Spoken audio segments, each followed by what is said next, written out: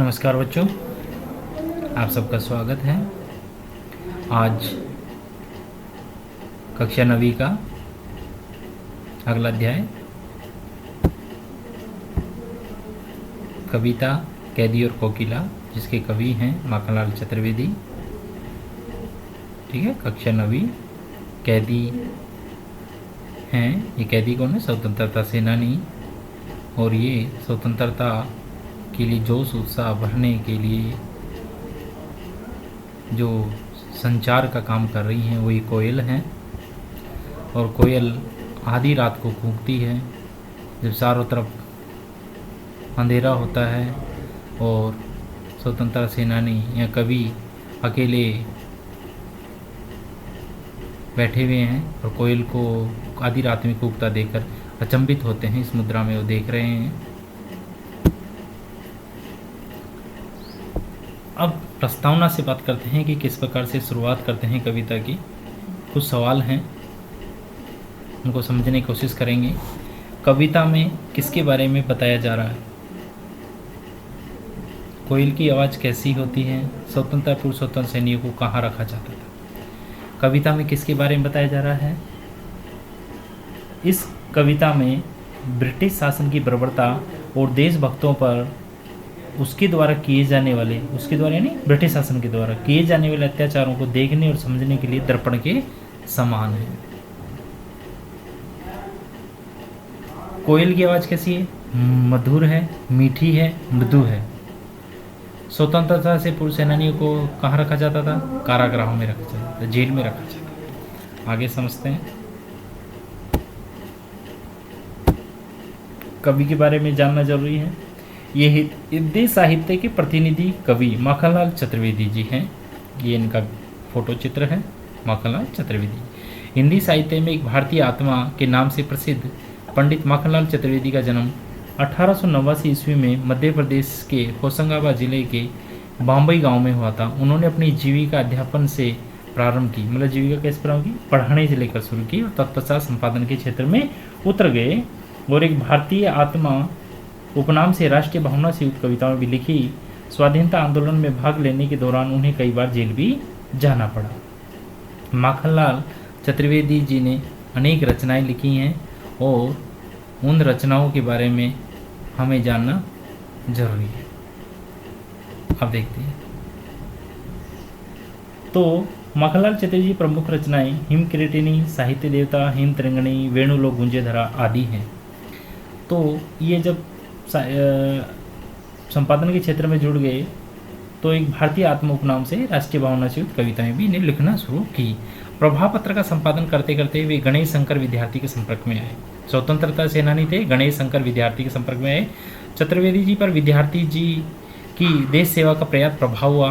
उन्हीं दिनों ने एक भारतीय आत्मा उपनाम से ओजपूर्ण राष्ट्रीय कविताएं लिखी। एक भारतीय आत्मा नाम से ओजपूर्ण राष्ट्रीय कविताएं लिखी। वे क्रमवीर नामक पत्र के संपादक नियुक्त हुए। सन 1921-22 में वे असहयोग आंदोलन के अंतर्गत कारावास गए और सन 1924 में गणेश शंकर विद्यार्थी गिरफ्तारी के बाद उन्होंने प्रताप पत्र का संपादन कार्य संभाला और साहित्य की महती सेवा के लिए सागर विश्वविद्यालय ने उन्हें डी.लिट की उपाधि दी तथा भारत सरकार ने पद्म भूषण से अलंकृत किया और 30 जनवरी 1968 ईस्वी में उनका स्वर्गवास हो। हिमकिरीटिनी, हिमतरंगिणी, हिमकिरीटिनी, हिमतरंगिणी, युगचरण, समर्पण, माता, वेणुलोक गूंजे धरा आदि इनकी प्रमुख रचनाएं हैं।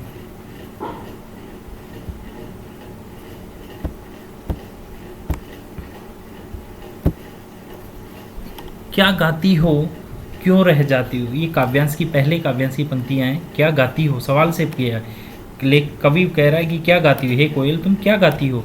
क्यों रह जाती हो? क्यों बीच बीच में रुक जाती हो? कोयल, कोकिल बोलो तो क्या लाती हो? मतलब किसका संदेशा है लेकर आ रही हो? कोकिल बोलो तो। अब लेखक अपने बारे में बता रहा है। ऊंची काली दीवारों के घेरे में, डाकू चोर बटमारों के डेरे में, जीवन को देते नहीं पेट भर खाना। कि हम क्या हैं? ऊंची काली दीवारों के घेरे में, डाकू चोर बटमार डाकू होते हैं डके डालने वाले, चोरी करने वाले, और बटमारे रास्ते में राहगीरों को लूटने वाले के बीच के डेरे में हम रहते हैं। पेट भर खाना नहीं देते, मरने भी नहीं देते, तड़प कर रह जाना, बस तड़पते रहने के लिए छोड़ देते हैं। जीवन पर दिन रात कड़ा पहरा, शासन है तम का प्रभाव गहरा।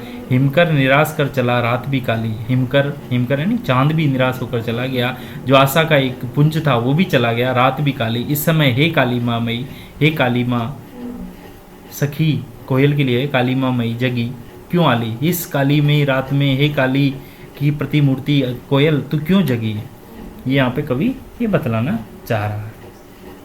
आप देखते हैं आगे।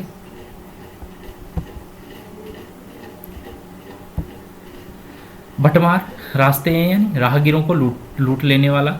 दावानल जंगल की आग। मोट कुर चरसा या चमड़े का ढोल कुएं आदि से पानी निकाला जाता है। जुआ बैलों के कंधे पर रखी जाने वाली लकड़ी है। ब्याली सरपीणी है। मोहनदास करमचंद गांधी अर्थात महात्मा गांधी हैं। शिल्प सौंदर्य शिल्प की तुलना में भाव का अधिक महत्व है, यथा कोयल की मीठी आवाज़ भावना में विद्रोह है। शिल्प की तुलना में भाव का अधिक महत्व है, यथा कोकिल की मीठी आवाज़ भावना में विद्रोह है। परंपरागत छंदबद्धता एवं तत्सम शब्दों का प्रयोग है, यथा निरहिमकर, आली, वेदना, मृदुल, दावानल, ज्वालाएं, विषम, लोहो श्रृंखला, रजनी, ये तत्सम शब्दों का प्रयोग हुआ है। अलंकार जिसे काव्य में क्या सुंदरता उत्पन्न। कै वर्ण की आवर्ती कारण कल्पना काली है, लहर काली, तो यहाँ पर कै वर्ण की आवर्ती हुई है तो अनुप्रास अलंकार है। मृदुल वैभव की रखवाली, सा से सी समसरी सा आया है, मृदुल वैभव की रखवाली सी, तो यहाँ उपमा अलंकार है। अब यहाँ पे प्रश्न का भाव है, शासन है तम का प्रभाव गहरा, क्वेश्चन मार्क चिन्ह लगा हुआ है, प्रश्नवाचक चिन्ह लगा हुआ है, तो यहाँ पर प्रश्नात्मक अलंकार है। बिंब, ये बिंब होते हैं, दृश्य बिंब है, स्पर्श बिंब है, श्रव्य बिंब है। कौन से बिंब देखते हैं?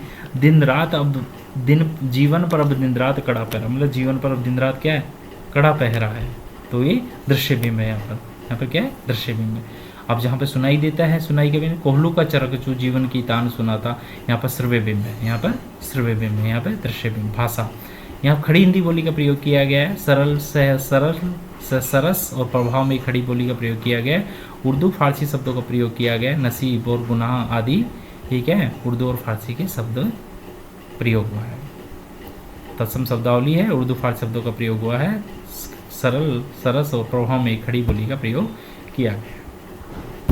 अब बहुत प्रश्न, कवि के अनुसार कोयल गानी क्यों लगी? कवि के अनुसार कोयल गानी क्यों लगी? कवि पूछा कि कोयल आधी रात में क्यों गाने लगी, मतलब उनकी वेदनाओं को देखकर उसे रहा नहीं गया और वो क्या है, गुप्त संदेश देने के लिए, कोई प्रेरणा छिप देने के लिए वो बीच में कूक उठती है, ऐसा माना। कवि को किन लोगों के बीच में रहना, लगोले लोगों हैं, किन लोगों के बीच रहना पड़ा? किन लोगों के बीच में? डाकू, चोरों, बटमारों के बीच में उन्हें रहना पड़ा। कवि को कारागृह में किन किन कठिनाइयों का सामना करना पड़ा? ना तो भोजन मिलता है, और भोजन मिलता भी है तो पेट भर नहीं मिलता है, मरने भी नहीं देते हैं, बस तड़प रहने को छोड़ देते हैं, और जब थोड़ा बहुत भी कुछ बात करते हैं तो उस पर बात पे डांट मिलती है, वेदना मिलती है, प्रताड़ना मिलती है, गाली मिलती है, और मारपीट का सामना करना पड़ता है। यहाँ तक कि मारपीट की जाती है और कठोर मेहनत करवाई जाती है और भूखे प्यासे। कवि ने कोयल को बावली क्या है, बावली क्यों कहा? कि आधी रात में कूकी, इसलिए क्या बोला है? बावली बोला है। मृदुल वैभव की रखवाली सी क्यों बोला है? कि ऐसे विकट परिस्थिति में, विकट वेदना के समय में वो इसकी मृदुल वैभव, मृदुल यानी मधुर आवाज़ की जो खजाने की मालकिन है उसकी रखवालीन सी है, मृदुल वैभव की रखवालीन सी बोला है कि ऐसी विभिन्न समय में भी, विपरीत समय में भी अपनी जो मधुरता की जो खजाना है उसको संभाल के रखी हुई है, इसलिए उसकी मृदुल वैभव की रखवाली सी बोला।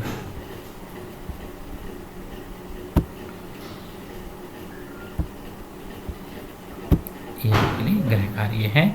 कवि ने कोयल की आवाज़ को हूंक क्यों कहा? हूंक मतलब एक बेचैनी सी क्यों बोला है कि कोयल की आवाज़ को हूंक, मतलब क्यों हूंक रही है, बार बार क्यों चिल्ला रही है, हूंक क्यों कहा है? कवि ने कोयल को बावली क्यों कहा है? कोयल किस समय चीखी है? इन सब उदाहरणों का आपको ये जो ये प्रश्न है इनको पूरे पद्यांश के माध्यम पढ़कर इनको उत्तर देने की कोशिश करना। हूंक मानी क्या होती? बेचैन भरी आवाज़, चिल्लाहट एक, उसके बारे में इसमें बतलाया गया है। ठीक है। तो ये कोयल किस समय चीखी है, ये आपको पता है। कोयल